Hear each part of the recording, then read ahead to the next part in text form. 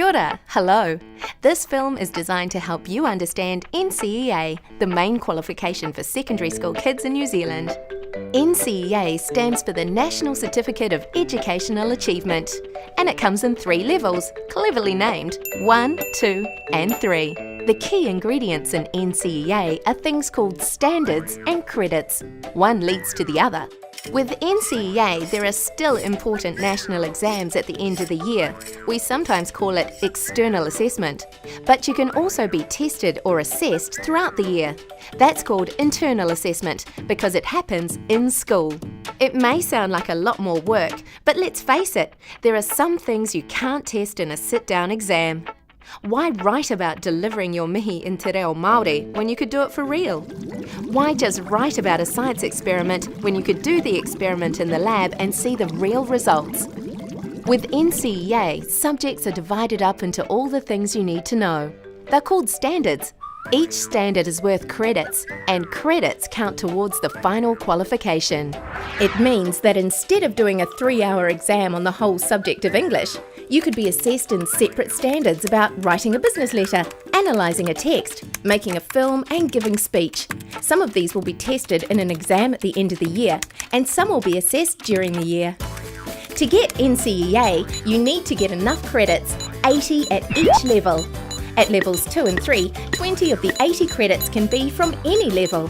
You also need to achieve a minimum number of literacy credits, writing, speaking and listening skills, and numeracy credits, number, measurement and statistical skills. But these can be gained in a large number of different subjects.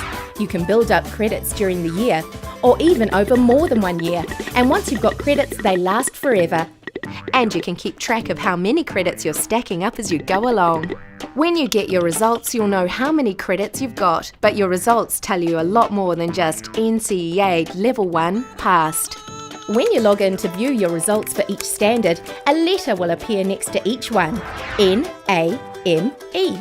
They stand for Not Achieved, Achieved, Merit and Excellence. You can probably guess what Not Achieved means. Achieved, Merit and Excellence tell you how well you did in reaching the standard. One thing to remember is that these days, E is for Excellence.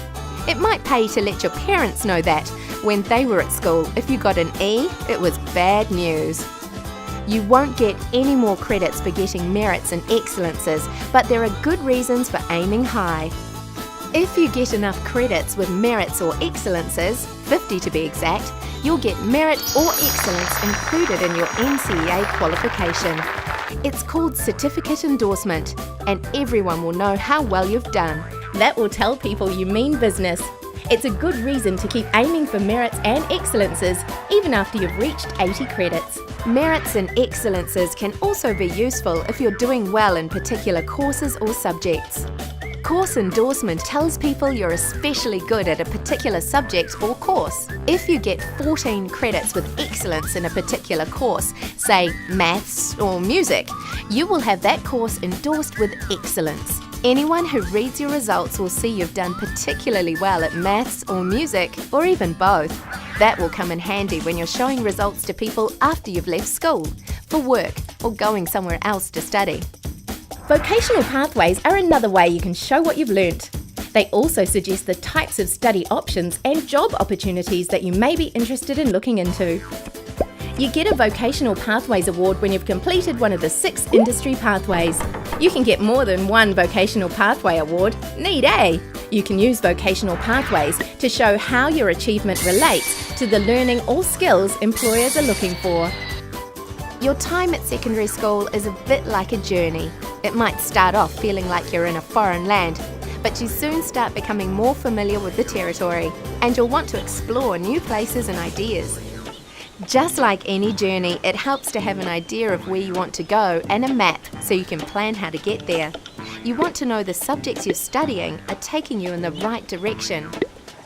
Getting as many credits as you can is great, but it's important to think about what subjects you're getting credits in. If you're aiming for a job or university course, you need to get credits in the standards that will be useful to employers or that the university will expect to see in your results. Make sure you're on the right path. And remember, just because you've got university entrance doesn't mean you can just turn up for any university course you like. These days, universities want to see lots of E's in your results, another good reason for aiming high. So, a couple of important things to remember. Make sure the standards you're studying are going to give you the results you need so you can do what you want to do when you leave school.